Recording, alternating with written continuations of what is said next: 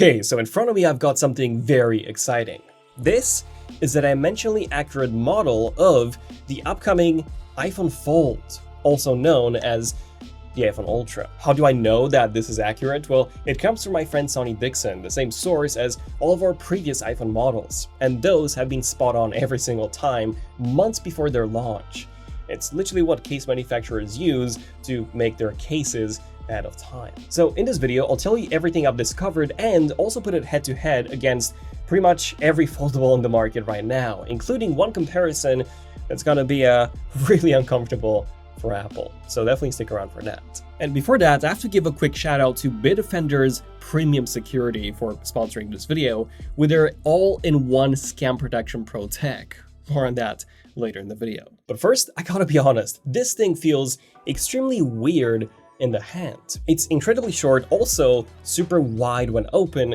This is by far the weirdest foldable I've ever held. And the reason why it looks so short and so fat when closed is because when you've got a foldable that doubles in thickness when closed, you've basically got only two design choices. Option one is something like this OPPO Find N6 that looks like a normal phone when closed, but the moment you open it, you get this massive squared form factor, which is not that great for video, as video content is usually 16:9, so you'll end up having these massive black bars. Option number two is exactly what Apple did here, which is a very wide internal screen, which is much better for viewing content because you'll have little to no black bars.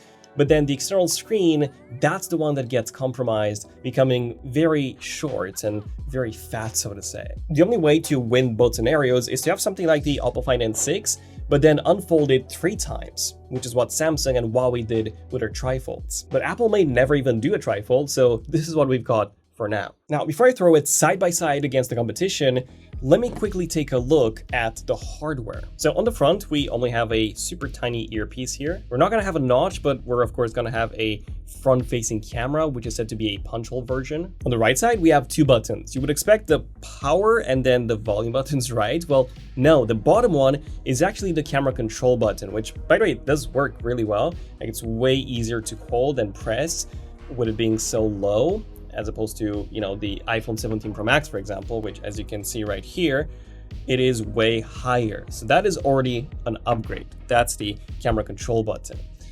This one right here is actually not the volume button, but it is the power button. And this one doubles as a fingerprint reader because we're not getting any Face ID on the iPhone Ultra. We're set to be getting only Touch ID, just like any other foldable, and that will be built into this power button here. Although I would love to see a softer Face ID like Google's, as that one does actually work really well. But wait, where are the volume buttons then? Well, they're actually right here at the top, which I know is super awkward to reach when you're holding the phone like this. It's like almost impossible. It's very unnatural. However, when you open the phone up, and by the way, this is the hinge which detaches on this dumb unit. But anyways, the volume buttons are way easier to press when you're holding the iPhone Ultra like this, which does make a lot of sense because when you're watching content, you of course want to open the iPhone Ultra up. And in that case, the volume buttons are way easier to press. Now, on the left-hand side, we've got the hinge, which, like I said, is detachable on this dumb unit. Of course, on the real unit, that's not going to be the case, or hopefully not. And as you can probably tell, the hinge actually does stick out quite a lot. In fact, if I bring in the Pixel 10 Pro Fold, which has a very similar design on the front, as you can probably tell, the hinge actually sticks out way more on the iPhone compared to the Pixel. Speaking of things sticking out, that's the camera module on the back, which is absolutely a unit. Look at how thick this thing is. And here we've got only 2 lenses, the main, the ultra wide, and then the microphone, grill, and of course, the flash. So now it's time to do some measurements, and I'm quite curious to see how the iPhone Ultra will stack up against the competition. First off, the thickness when closed, it is 11 millimeters thick, which is insanely thick. Then when open, it is 5.5 millimeters thick, again, very thick by today's standards. And the camera island itself is also very thick at 5.7 millimeters. That's actually thicker than the phone itself. And then the lenses themselves also stick out by about another 2 millimeters. So if I measure the iPhone Ultra fully closed and then also include the camera island, it is a whopping 17.2 or 3 millimeters thick. As for the other dimensions, it is 117.7 millimeters tall, 84.2 millimeters wide when closed, and 168.4 millimeters when wide open. But okay, how does it stack up against other devices? Well, I want to start off by comparing it against the iPhone 17 Pro Max. When closed, the Ultra is shorter by about a third, but then also wider, 84.2 millimeters as opposed to 78 on the iPhone. The good news is that typing on a keyboard that's even wider is gonna feel pretty incredible. The bad news is that you won't be able to use this one-handed. Like, I'm already struggling to use the 17 Pro Max one-handed. Like, that's, it's really hard to reach. And this thing is even wider. But just take a look at this. If I open it up and then I turn it to vertical orientation, then it actually becomes probably the best device I've used for typing, right? Because it's super easy to type on, you've got a lot of screen real estate, right? And in that case, you're actually getting about a third more screen real estate-ish compared to the iPhone 17 Pro Max here. Reading articles is gonna feel incredible on this, and I've got a feeling that Apple may even encourage you to use it in this vertical form factor for typing or, social media, all of that. I think it's incredible in this form factor. For watching content, it's of course gonna be better than the 17 Pro Max, but actually not that much of a difference. It's not gonna be a night and day difference. You're just gonna get a bigger picture slightly compared to the 17 Pro Max. Now, let's talk about the thickness. So fully open, it is considerably thinner than the iPhone 17 Pro Max at just 5.5 millimeters thin as opposed to 8.7. But folded down and it becomes incredibly thick, 11 millimeters as opposed to 8.7. The camera island also sticks out quite a lot, but interesting enough, when the Ultra is actually open side by side with the 17 Pro Max, the 17 Pro Max actually has a thicker camera bump from the bottom of the phone, which is probably due to the iPhone 17 Pro Max's telephoto module, which the iPhone Ultra is said to lack. However, if I measure the diameter of the lenses, this is actually 16 millimeters on the Ultra and also 16 millimeters on the iPhone 17 Pro Max, which makes me think that Apple is probably using the same main and ultra-wide sensors as on the 17 Pro Max. I really do hope that's the case, especially since this device is rumored to cost more than $2,000. But here's where things get weird. If I measure the thickness of the phone when open with the camera modules, it is 11 millimeters, as you can probably see. The 17 Pro Max, however, is quite a bit thicker. It is 13.3 basically. And can you guess which phone is 11 millimeters thick with a camera island included? Yeah, you're right, that's the iPhone 17. I mean, sure, Apple could have figured a way to compact the camera modules more, similar to what Samsung did with the Z Fold 7's main 200 megapixel sensor. But I think it's way more likely that we'll just get the same main and ultra-wide sensors as on the iPhone 17 and not the Pro. Especially when you consider that the lens diameter on the iPhone 17 is 15.9 millimeters, just 0.1 millimeters smaller than on the iPhone 17 Pro Max. So my measurements of 16 millimeters on the iPhone Ultra could just be within the margin of error of my measuring instruments. Something to keep in mind. Now, since we're talking about thinness, I gotta show you this one. This is the iPhone Air, and it still shocks me just how thin this thing is at just 5.6 millimeters thin. And yes, that is actually 0.1 millimeters thicker than the iPhone Ultra. But of course, holding it next to the Ultra when closed, the difference is just night and day. Which brings me to the fun part, comparing the iPhone Ultra against other foldables. And before that, as I mentioned earlier, our sponsor Bitdefender's Premium Security has some super advanced scam protection services. And that matters because the fact is, just last year alone, $1.03 trillion worth of losses globally have actually come from online scams alone.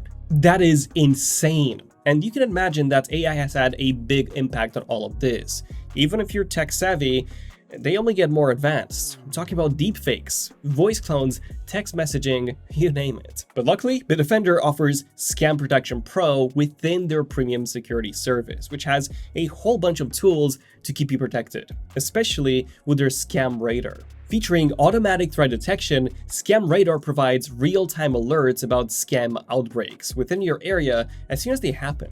Each alert is designed to help you recognize and spot scams, and it even offers practical tips to stay protected too. So check out Bitdefender's Premium Security by using the link below for the ultimate all-in-one protection plan. Okay, so let me put it side by side against other foldables now. Starting off with the world's most popular foldable, and that is the Galaxy Z Fold 7. Right off the bat, there's a huge difference in form factor, with the iPhone Ultra being extremely short and fat, and the Z Fold 7 being super tall and thin, which kind of reminds me of Asterix and Obelix here. Opening them up, and you'll see that the iPhone Ultra is actually significantly shorter than the Z Fold 7. In fact, if I flip the iPhone vertically, then they will look more similar, with the Samsung Galaxy Z Fold 7 being about, I would say maybe about a third wider than the iPhone Ultra. So the Z Fold 7 is definitely better for reading content, while the iPhone Ultra is of course better for watching content because you've got that wider display. Of course, for one-handed usability, the Z Fold 7 just wins as opposed to the iPhone Ultra. Another big difference is the thickness. The Z Fold 7 is just 8.9 millimeters thin when folded as opposed to 11 millimeters. And the difference is even bigger when you take the camera modules into account, with the iPhone Ultra's camera sticking out way more, despite the iPhone Ultra only having 2 lenses as opposed to 3. Now, opening them up, and the gap does close a tiny bit, we've got 5.5 millimeters on the iPhone Ultra and then 4.2 on the Z Fold 7. So the Z Fold 7 is noticeably thinner here. Now, if I bring in the OPPO Find N6, which in my opinion is by far the best foldable on the market right now, once again, we can see a stark difference. The OPPO does actually have a similar width compared to the iPhone Ultra. However, it is significantly taller. The OPPO is also way thinner, same dimensions as the Z Fold 7 actually, so 4.2 millimeters when open and then 8.9 when closed. So the Ultra, again, feels very thick compared to the OPPO. And not just that, but it also feels way smaller. So if I open both of them up, you'll see that the iPhone Ultra actually has a very similar width to the OPPO, but of course the OPPO is about a third taller. Now the OPPO is also the first foldable with no crease, something that the iPhone Ultra is also rumored to feature, so at least Apple's keeping the pace here, I guess. Plus OPPO has 3 camera modules as opposed to just 2 on the iPhone, and these camera modules on the OPPO are actually really good, especially the telephoto. Yeah, it is really a shame that Apple's not giving us one with the iPhone Ultra, especially considering the price. Which brings me to the Google Pixel 10 Pro Fold, and so far this is actually the closest foldable to the iPhone Ultra, and that's because the Pixel is shorter than all the rest, and it's also wider than the rest, although not quite as wide as the iPhone Ultra. Front design is also extremely similar, with the iPhone's hinge, like I said before, sticking out noticeably more. Now, the Pixel 10 Pro Fold is also very thick at 10.8 millimeters when closed, although that still makes it thinner than the iPhone Ultra. Same goes when you open the phones. The iPhone Ultra is 5.5 and the Pixel 10 Pro Fold is 5.2, so it is a bit thinner here. And its camera module also doesn't stick out nearly as much. So if these measurements are correct, then the iPhone Ultra will be the thickest foldable on the market when it launches.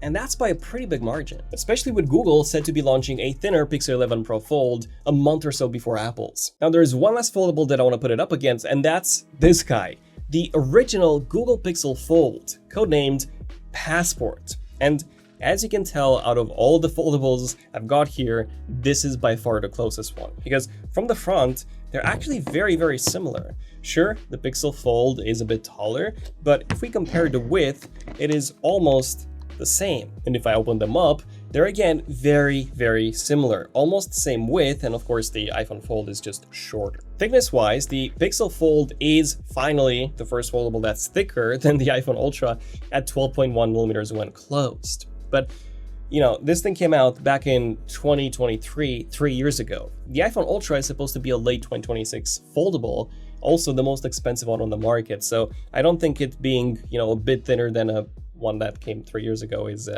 quite acceptable. Now, before giving you guys my final thoughts, there's one last device that I want to compare it against, and that's the iPad mini. Because the whole idea of the iPhone Ultra from all the leaks and rumors was that it would basically be like an iPad mini that folds in half. And as you can probably see, that's not really the case, because the iPad mini is noticeably wider and taller.